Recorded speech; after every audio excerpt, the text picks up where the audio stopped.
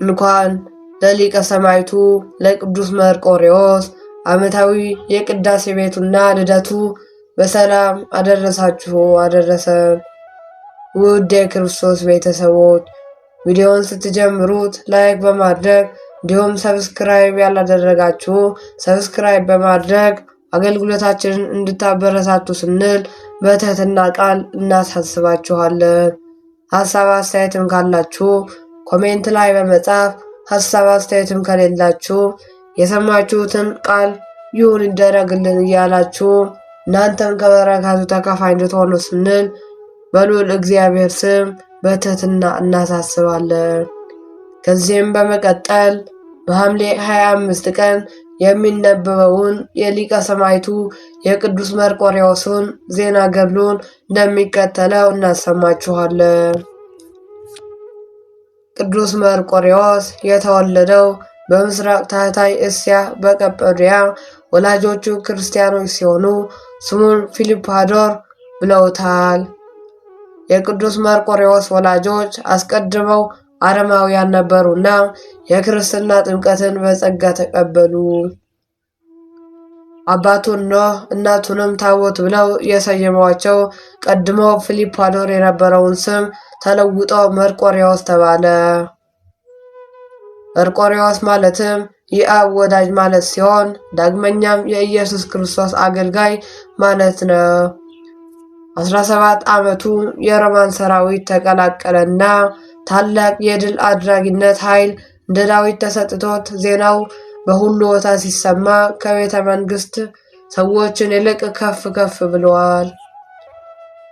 በዚህ ምክንያት ከ249 እስከ 251 የሮማ መሪ በነበረው ንጉሥ በዳኪዎስ ዘንድ በ17 ዓመቱ ባለሟልነትን አግኝቷል። ከዚህም በሮም ላይ የበርበር ሰዎች ተነስተው የዳኪዎስን መንግስት ሊወጉት መጡና እጅግ ብዙዎችም ነበሩና ንጉሱ እጅግ ፈራ። ቅዱስ መርቆሬዎስ ግን በክርስቶስ ላይ ያለው እምነት የጸና ስለነበር ንጉሱን እግዚአብሔር ያጠፋቸው ዘንድ አለውና አትፍራ አለው። እግዚአብሔር መልአክ በውጊያ ውስጥ የተሳለ የሚያበራ ሰይፍ በእጁ ይዞ ተገልጦለት ሰይፉን በመስጠት ጠላቶችን ድል ባደረግ ጊዜ በታሪክ እግዚአብሔርን አስበው ብሎ ሰጥቶታል። አንዱ ራሱ ለውጊያ የያዘው ሰይፍ፣ ሁለተኛውም ከመልአኩ የተቀበለው ሰይፍ ነበርና በዚህ ምክንያት አበ ሰይፍት የሰይፎች አባት ተብለዋል። ከጦርነቱ በኋላም ንጉሡ ዳኪዎስ ለጣዖታት ዕጣን በማሳደግ በዓልን አደረገ። ቅዱስ መርቆሬዎስ ግን ከእርሱ ጋር አልወጣም። በዚህ ምክንያት ንጉሡ አስጠርቶት ለአማልክት ዕጣን ለማሳረግ ከእኔ ጋር ያልወጣህ የእኔንስ ፍቅር ለምን ተውክ ብሎ ጠየቀው። በዚህም ጊዜ ቅዱስ መርቆሬዎስ በንጉሡ ፊት ትጥቁንና ልብሱን ወርውሮ እኔ ጌታዬ ኢየሱስ ክርስቶስን አልክደውም፣ ለረከሱ ጣዖታትንም አልሰግድም በማለት መለሰለት። ንጉሡም እጅግ ተቆጥቶ ርጥ በሆኑ የሽመል በትሮችና እንዲደበድቡትና በጅራፍም እንዲገርፉት አዘዘ። ይህንን ሁሉ በክርስቶስ ስምም ተቀበለ። ከመሬት ከፍ ከፍ ያሉ ሁለት ምሰሶ ላይ እንዲታሰር አደረጉትና በቸንካር ቸንክረው ገላውን በስል ምላጮች ቆራርጠውት ከዚያ ወደ እስር ቤት ቢከቱትም በወህኒ ቤት ሳለ ቅዱስ ሚካኤል ተገልጦ ሰውነቱን በዳሰሰው ጊዜ ተፈውሰዋል። ቅዱስ መርቆሬዎስ ካለው ተወዳጅነት የተነሳ ሰዎች እንዳይነሱበት በመፍራት የቀጰዶቅያ የእስያ ክፍል ወደ ሆነች ወደ ቂሳሪያ በብረት ማሰሪያ ታስሮ እንዲላክ አድርጎ በዚያም ብዙዎች ስቃያትን አደረሱበት። ከዚያም አንገቱ እንዲቆረጥ ሲወሰን እጆቹ ወደ ላይ ዘርግቶ መጸለይ ጀመረ። አምላካችን ክርስቶስ መላእክትን አስከትሎ በታላቅ ግርማ ተገለጸለትና የተወደድክ ልጄ መርቆሬዎስ ወደ ዘላለማዊ ዕረፍት ከቅዱሳን ጋር ና ብሎት ጸሎትህ መልካም መዓዛ እንዳለው ዕጣን ወደ እኔ አረገ። ያንተን ስም በያዘ ቤተ ክርስቲያን ሁሉ ተአምር ይደረጋል። በአንተ ምልጃ የሚማጸኑኝና እጠብቃችኋለሁና የአንተን ዜና ገድል የሚጽፉትን የሚያነቡትን ስማቸውን በሕይወተ መጽሐፍ እጽፈዋለሁ ብሎ ቃል ኪዳንን ገባለት።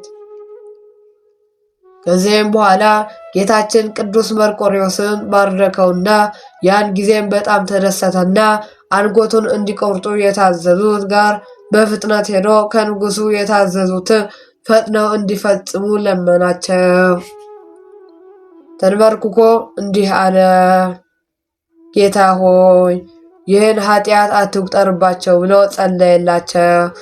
ከዚያም በተወለደ በ25 ዓመቱ በኅዳር 25 ቀን ራሱን በተሳለ ሰይፍ ቆርጠውት በክርስቶስ ስም የሰማዕትነት የክብር አክሊል ተቀዳጀ።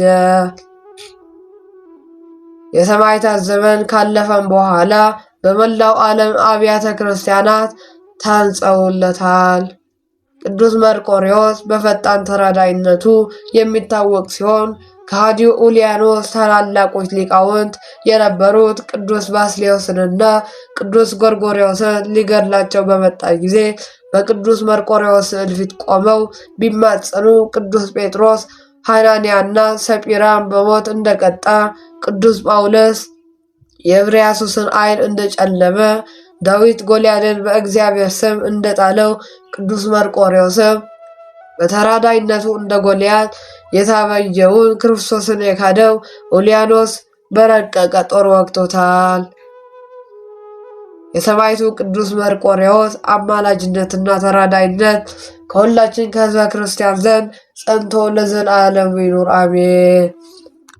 ውድ የክርስቶስ ቤተሰቦች ከተአምሩና ከገድሉን በመቀጠል በሐምሌ 25 ቀን የሚነበበውን ስንክሳር እንደሚከተለው እናሰማችኋለን።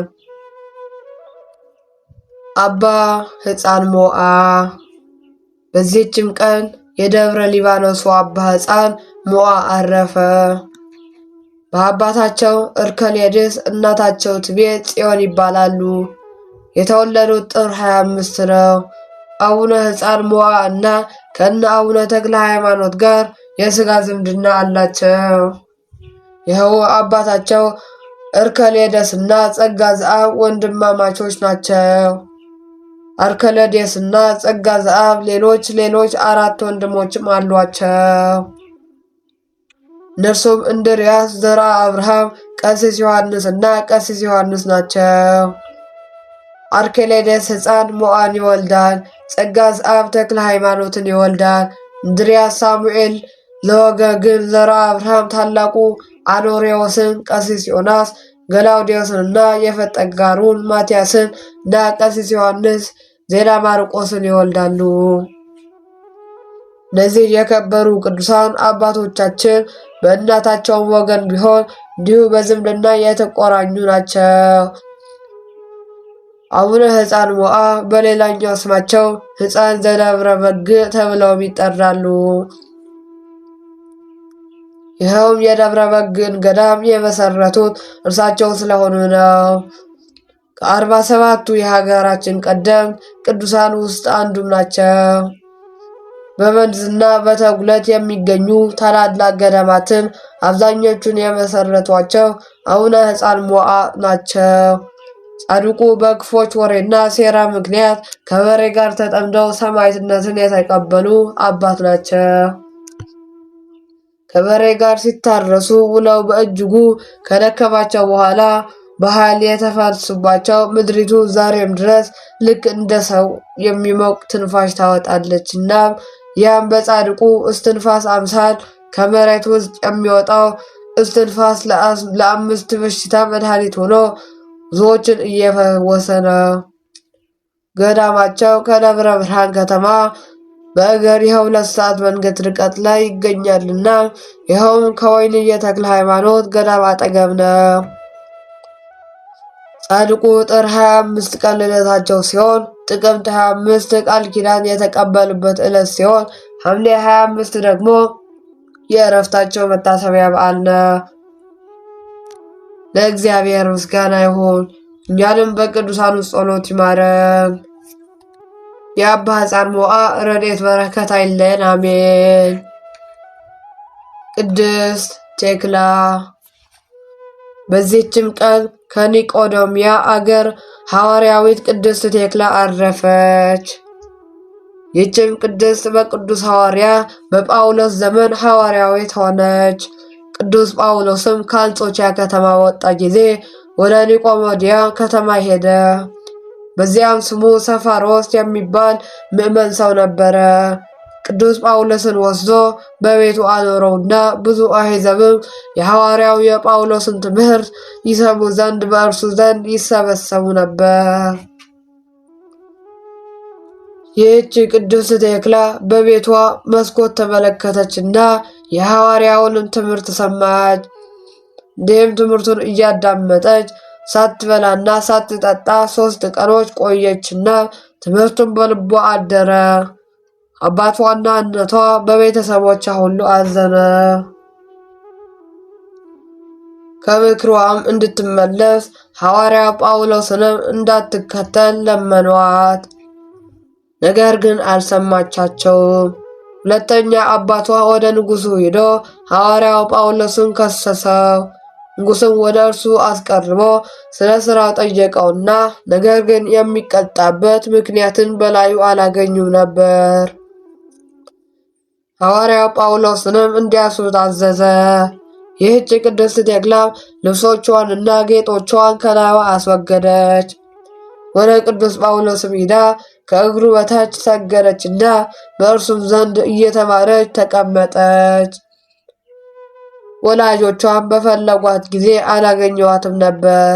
በሐዋርያው ጳውሎስ ዘንድ እርሷ እንዳለች ሰዎች ነገሯቸው።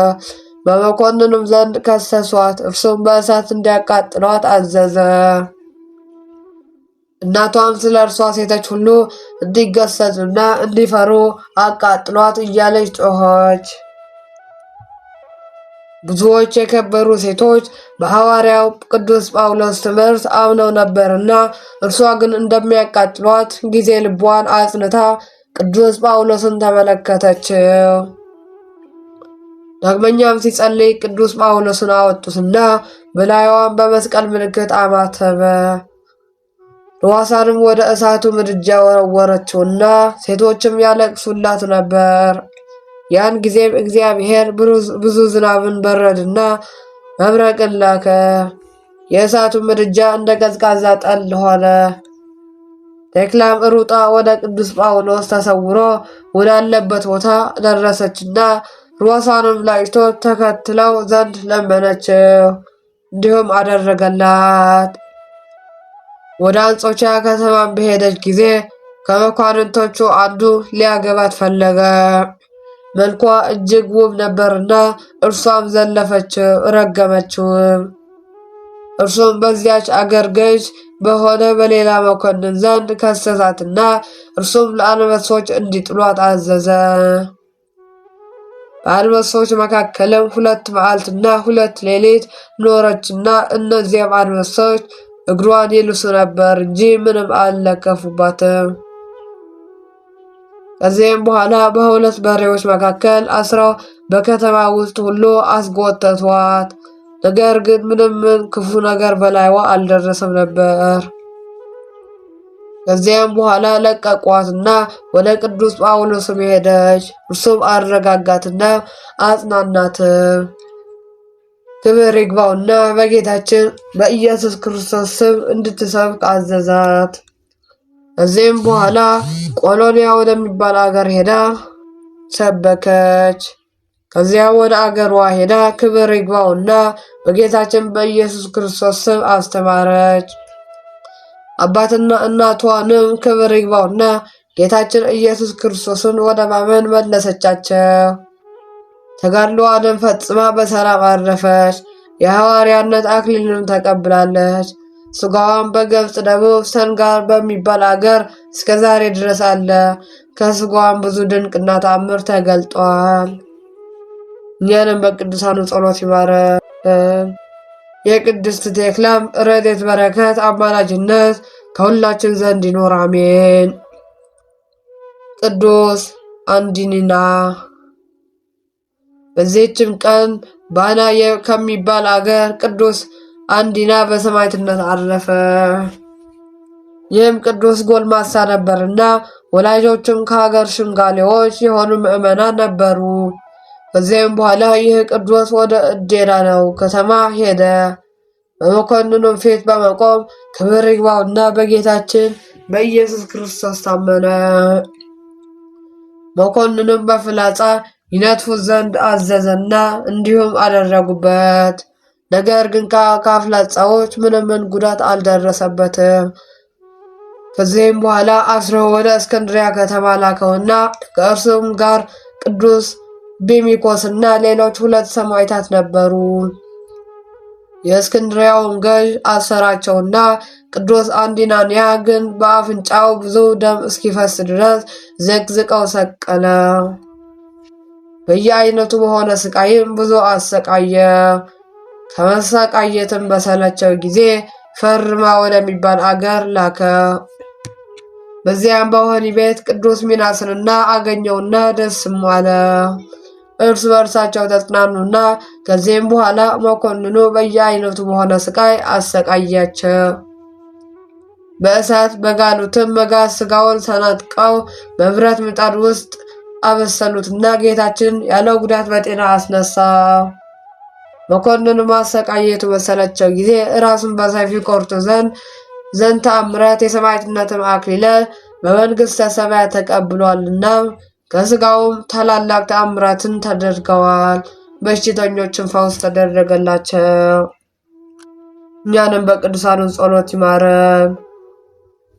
የቅዱስ አንዲኒና የቅዱስ ሚናስ በረከት ረድኤት አማላጅነት አይለየን፣ አሜን። ወስብሐት ለእግዚአብሔር ወለወላዲቱ ድንግል ወለመስቀሉ ክቡር። ይቆየን።